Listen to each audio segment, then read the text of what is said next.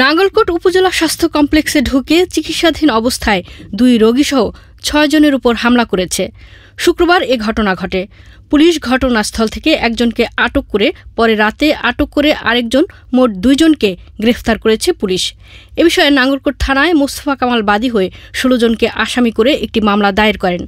আহতরা হলেন হেসাখাল ইউপির পাটোয়ার কাজীবাড়ির নাসির উদ্দিনের ছেলে কাজী আশিক, কাজী মানিক মিয়ার ছেলে কাজী মেহেদি, কাজী নাসিরের ছেলে নাজমুল, কাজী জাহাঙ্গীরের ছেলে সাফায়েত, কাজী মামুনের ছেলে সাইমুম এবং কাজী আনিসের ছেলে মৌসুম সহ মোট 6 জন আহত হন।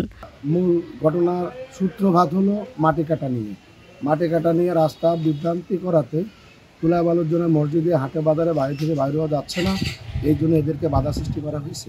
দেখলাম একটা চিৎকার শোনা গেল, দৌড় দিয়ে যাইয়া আমি ওইখানে গেছি, সাইলেন্ট অর্ধেক পথে গেছে, পিটাপিটি শুরু হয়েছে। আর প্রথম পক্ষের লোক জরুরি বিভাগে লই আইসে নাঙ্গলকোট সরকারি হাসপাতালে।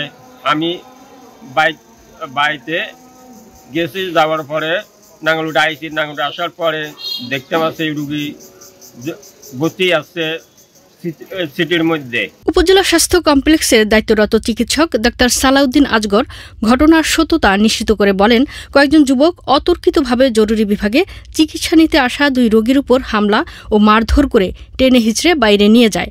বিষয়টি সঙ্গে সঙ্গে নাঙ্গলকোট থানার ওসিকে জানানো হলে উপপরিদর্শক ওবায়দুল, শুভ বড়ুয়া ও সহকারী উপপরিদর্শক আলামিন হাসপাতালে এসে এ ধরনের হামলার তীব্র নিন্দা জানায় এবং শাকিল নামে একজনকে গ্রেফতার করে।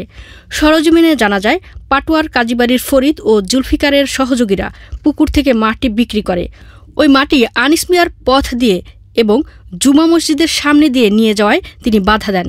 এ নিয়ে শুক্রবার জুমা নামাজের পর 2 গ্রুপের মধ্যে সংঘর্ষে কয়েকজন আহত হন।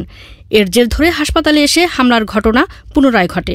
উপপরিদর্শক শুভ বড়ুয়া জানান, এ ঘটনায় পাটোয়ার কাজীবাড়ির মোস্তফা কামাল বাদী হয়ে 16 জনকে আসামি করে একটি মামলা করলে আবুল হোসেনের ছেলে শাকিল ও জুলফিকারের ছেলে মোহাম্মদ ফরিদ নামে 2 যুবককে আটক করা হয়েছে এবং সকালে তাদের জেল হাজতে প্রেরণ করা হয়েছে।